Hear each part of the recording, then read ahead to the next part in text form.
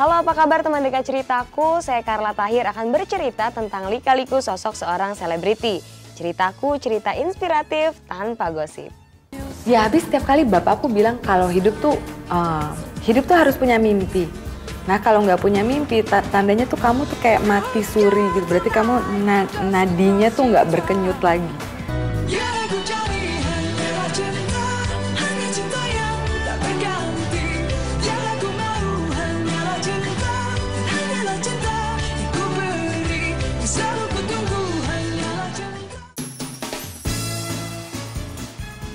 Anggun Cipta Sasmi, putri sastrawan bernama Darto Singo dan Ibu Dian Herdian ini dibesarkan di tengah keluarga yang menggeluti seni.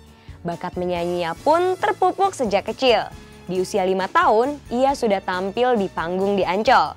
Karena bakatnya yang besar, didukung tempaan yang benar dari ayahnya seorang sastrawan dan pekerja teater, Anggun meraih mimpi-mimpinya sebagai penyanyi di usia relatif muda. Saat usia 19 tahun, ia sudah melahirkan 5 album dan sejumlah lagu hits. Berikut ceritanya.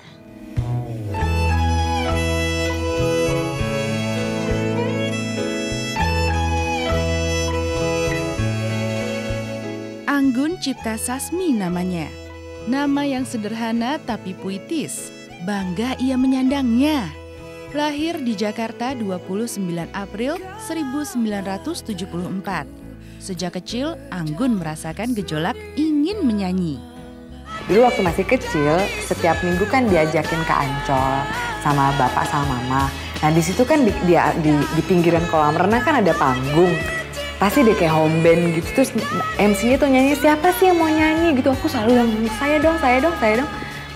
Terus setiap minggu tuh pasti mintanya ke Ancol terus, kepengennya nyanyi. Mimpinya tuh waktu itu, ya pokoknya kalau aku bisa nyanyi setiap minggu tuh oke gitu. Udah nyanyi setiap minggu, kepengennya tuh jadi penyanyi tetap di Ancol. Kedapatan juga. Dia mulai menyanyi itu umur kira-kira 5 tahun. Terus lagu-lagunya Ebit G. Ade dia hafal. Lagu akhirnya dialihkan ke lagu barat seperti lagunya Dito. Terus lagu-lagu seperti lagu-lagunya yang tingkat keberatannya lebih berat lagi, kayak semacam Sama Tasang, Elvis gitu. Dibesarkan oleh ayah seorang sastrawan bernama Darto Singo dan ibu yang luar biasa bernama Din Herdina. Anggun dan kakak serta 3 adiknya menerima wawasan seni yang kaya sejak kecil. Keluarga mereka penuh dengan sentuhan seni dan kedalaman saat harus memahami sesuatu. Umumnya, petuah-petuah sang ayah mengalir dalam nada demokratis tapi luar biasa mendalam. Maka bakat menyanyi Anggun pun tumbuh subur di tengah penghargaan terhadap seni yang luar biasa tersebut. Pertama-tama tuh emang mungkin ada dorongan dari orang tua, karena bukan dorongan tapi dikondisikan oleh orang tua, oleh bapak. Bapakku kan seniman, bapakku almarhum.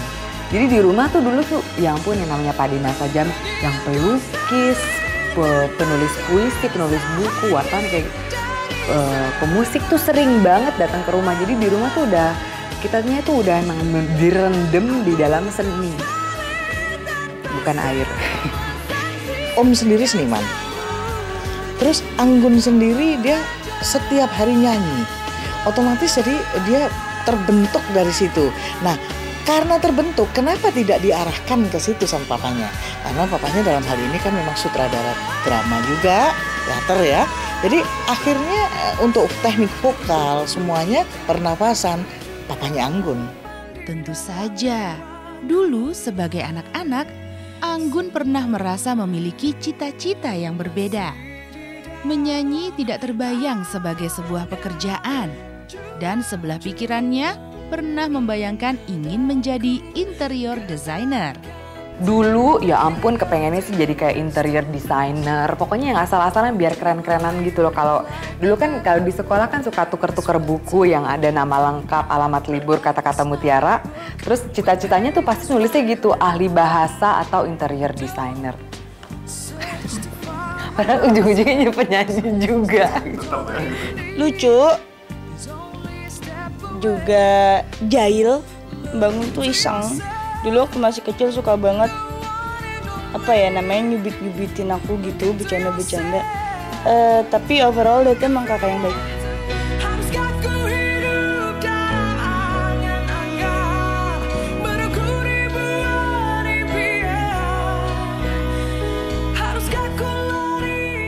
Anggun mulai merasakan kegelisahan terkait karirnya di usia 20 tahun. Ia merasa hasrat bermusiknya tak lagi tertampung di negeri sendiri. Ia bermimpi mengukir karir internasional. Sang ayah bilang, jika punya mimpi jangan kembali ke tempat tidur, kejarlah mimpimu. Dan Anggun terbang ke Paris, Prancis mengejar mimpinya. Berjuang tak kurang 3 tahun, pada 1997, album internasional pertamanya Snow on the Sahara lahir. Bagaimana lika-liku perjuangan Anggun? Simak ceritanya setelah yang berikut ini. Hidup tuh harus punya mimpi. Nah kalau nggak punya mimpi, tandanya tuh kamu tuh kayak mati suri gitu. Berarti kamu nadinya tuh nggak berkenyut lagi.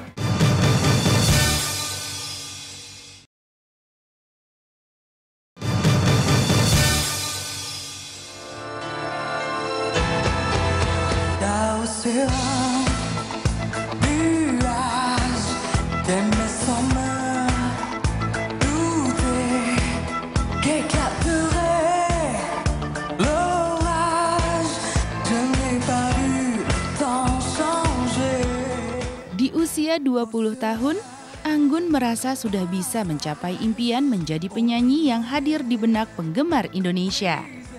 Ia mencetak 5 album dan sejumlah penghargaan dan pengalaman manggung tak terhitung.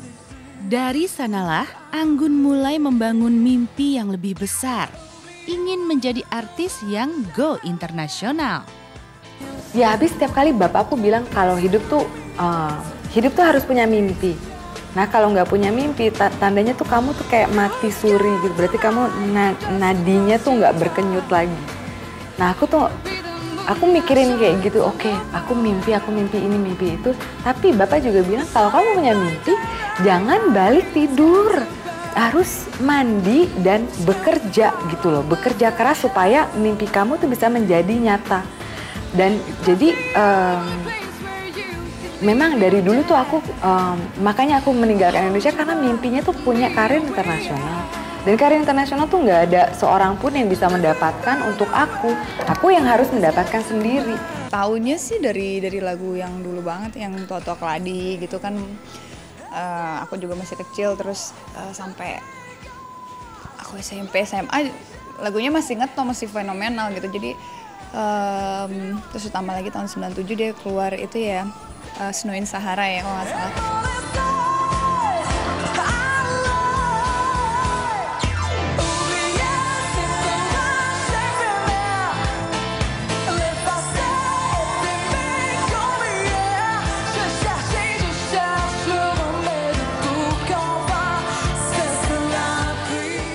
Tentu tak mudah memutuskan pergi ke Paris pada tahun 1994.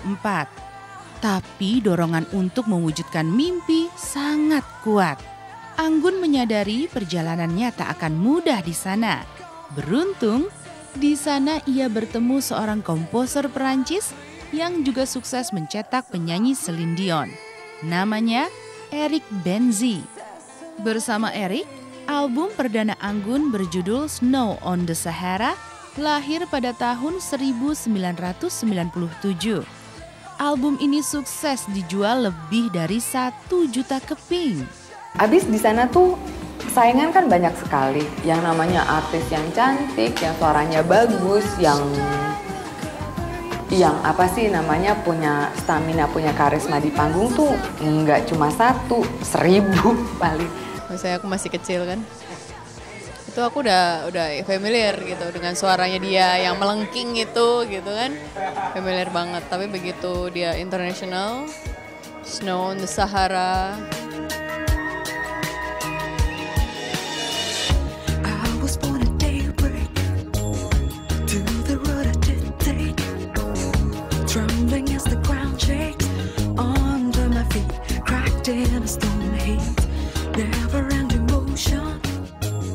Berikutnya, Anggun melahirkan album internasional kedua dalam bahasa Inggris berjudul Chrysalis. Lalu ada album ketiga, Luminescence, dan album keempat bertajuk Elevation, versi Perancis dan Inggris. Ketika dua lagu andalan di album ketiga Luminescence menjadi soundtrack film Hollywood Transporter 2, itu juga merupakan apresiasi luar biasa. Aku lebih seneng kalau tahu bahwa tiket konserku sudah hampir terjual habis. Kayak orang-orang tuh ada yang benar-benar kepengen datang untuk lihat aku nyanyi. Yang itu justru aku lebih seneng daripada award.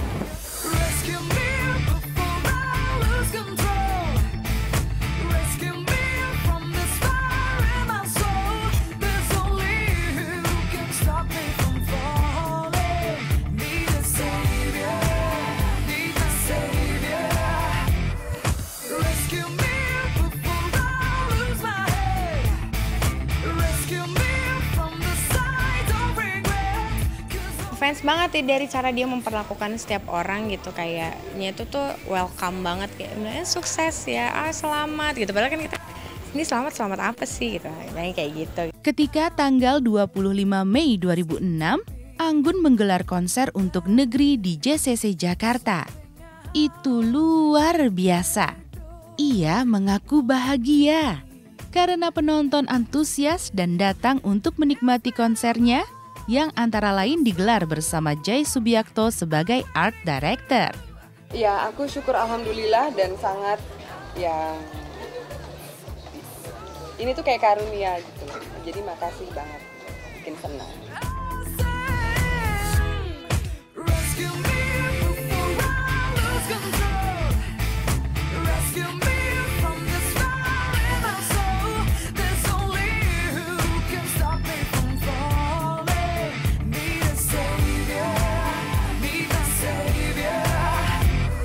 Meraih mimpi go internasional dari negeri Prancis tentu memiliki resiko. Anggun kemudian harus mendefinisikan keindonesiaannya secara lebih luas. Demi efektivitas, misalnya ia berpindah kewarganegaraan menjadi warga Prancis. Di pernikahan keduanya dengan Louis Oliver Maury, Anggun juga dikabarkan memeluk keyakinan baru. Tentu saja ini pilihan bebas manusia dewasa. Dan Anggun tetap memperlihatkan dirinya tidak sepenuhnya tercerabut dari keindonesiaan. Anggun tetaplah Anggun dan tidak menjadi orang lain. Simak ceritanya setelah yang berikut ini. Aku tuh sekarang budayaku tuh nggak cuma satu, nggak cuma Indonesia aja, tapi ada Prancis, tapi ada Kanada. Jadi aku tuh benar-benar sekarang multi budaya gitu loh.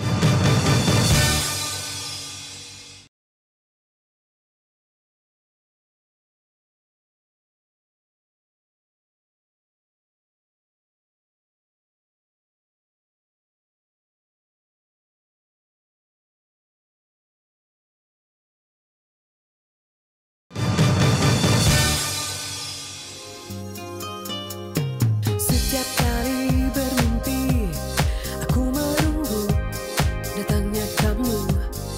Satu hal yang sering dipertanyakan orang dari perjalanan hidup Anggun adalah soal nasionalisme. Kadang orang memahami dalam arti sempit. Anggun tidak berpretensi memberi makna khusus. Ia mengalir saja, merangkai karir di luar negeri dan tetap merasa orang Indonesia. Itu tidak akan berubah. Meskipun untuk kepentingan efisiensi, ia harus menjadi warga negara Perancis. Aku tuh sekarang budayaku tuh nggak cuma satu, nggak cuma Indonesia aja, tapi ada Prancis, tapi ada Kanada. Jadi aku tuh benar-benar sekarang multi budaya gitu loh. Jadi aku nggak bisa dibilang, memang hatiku dan fisikku tuh orang Indonesia, tapi kepalaku tuh udah kemana-mana. Ia juga kerap ditanya soal agama.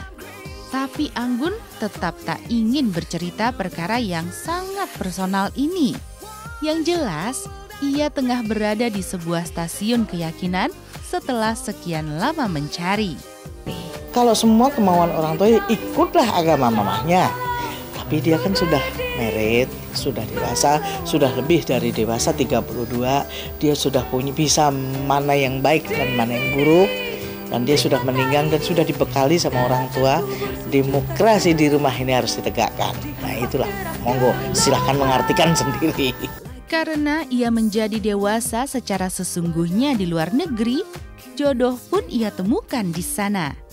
Tapi pernikahan pertamanya dengan Michelle de Gea pada tahun 1992 kandas pada tahun 1999. Pernikahan keduanya dengan Louis Olivier Maury, sarjana politik asal Kanada, yang kemudian menjadi manajernya pada tahun 2004 pun berakhir cerai pada tahun 2006. Anggun kemudian menikah untuk ketiga kalinya dengan penulis Perancis bernama Cyril Montana. Pada tanggal 8 November 2007, Anggun melahirkan putri pertama dari buah cintanya dengan Cyril Montana yang diberi nama Kirana Cipta Montana Sasmi. Habis kalau udah jodohnya di situ ya jodohnya di situ. Nggak ada proses-prosesan, itu emang hidup aja, Mbak. Aku tuh kepengen punya anak, kepengen punya momongan yang kayaknya dari kemana tuh ngomongnya gitu, tapi emang bener sih. Soalnya kalau aku pikir ya ampun, perempuan tuh kan datang di dunia tuh dengan pinggang yang sebesar ini. Ada rahim, ada payudara tuh bukan untuk dimainin sama mas-masnya doang loh. Itu untuk menyusui anak-anak, beneran gitu. Jadi itu tuh fungsinya untuk itu. Mbak, aku cuma minta satu, kasih aku keponakan.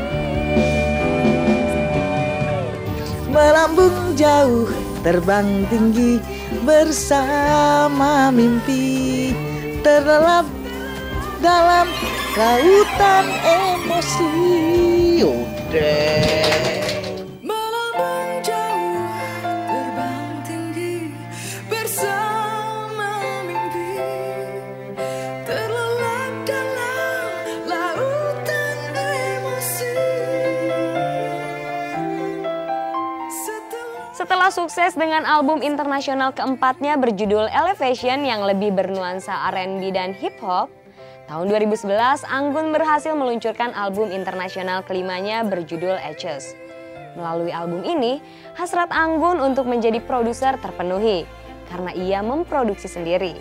Menariknya, Anggun memilih Indonesia sebagai tempat rilis perdana album tersebut melalui sebuah konser bertajuk Anggun Ashes di Jakarta. Simak ceritanya setelah yang berikut ini. Ini sih bukan konser, ini cuma kayak TV show gitu, persembahan beberapa lagu-lagu. Ya aku cukup seneng.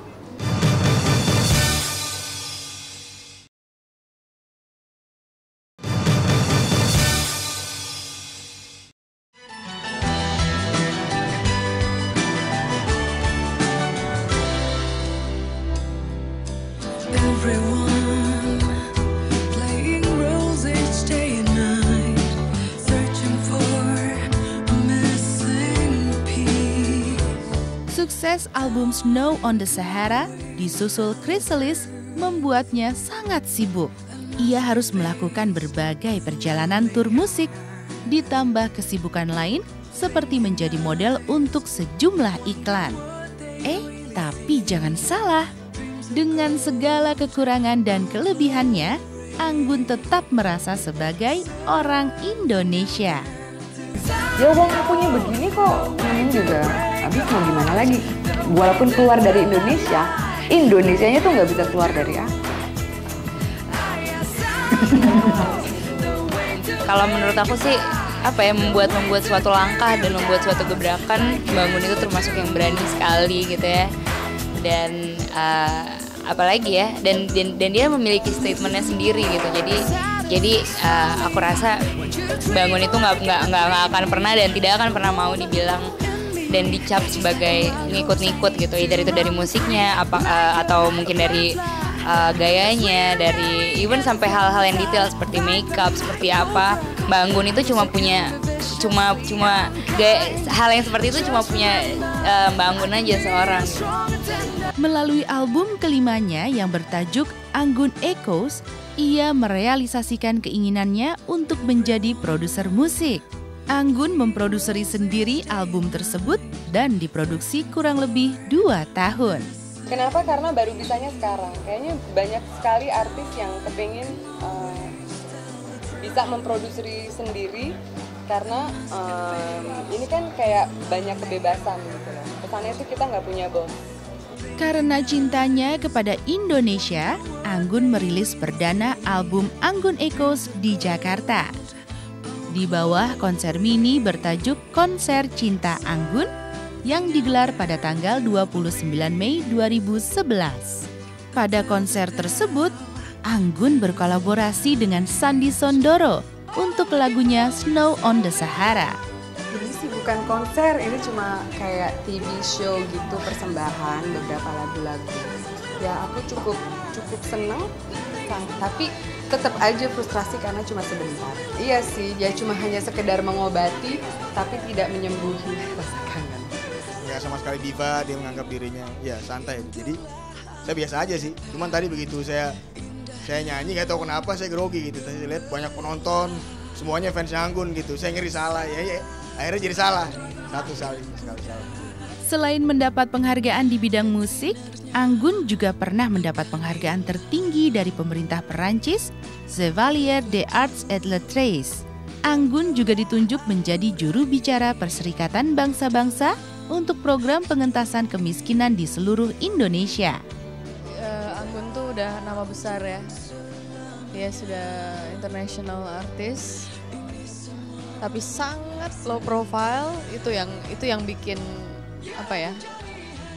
Kagum banget gitu sama sosok Anggun. Jadi selain ngefans sama lagu-lagunya, suaranya yang luar biasa, begitu ngeliat orangnya juga wah lebih kagum lagi. Saya tahu Anggun semenjak lagu Tua-Tua Keladi. Pokoknya dari situ saya ngeband, terus lagu dalam Bayang-Bayang Ilusi, terus lagu yang terbaru juga yang sekarang ini ya, hanya cinta ya. Itu saya suka banget lagunya gitu. Mengaku jangan kepada setiap wanita, ternyata cucunya segudang. Yang aku cari hanyalah cinta, hanya cinta yang tak berganti. Yang aku mau hanyalah cinta. Masa depan yang baik menjadi milik orang yang tekun dan fokus berjuang untuk mencapai apa yang ia inginkan. Semoga cerita dari kehidupan selebriti tadi membawa inspirasi bagi kehidupan Anda. Sampai jumpa di ceritaku berikutnya. Dadah!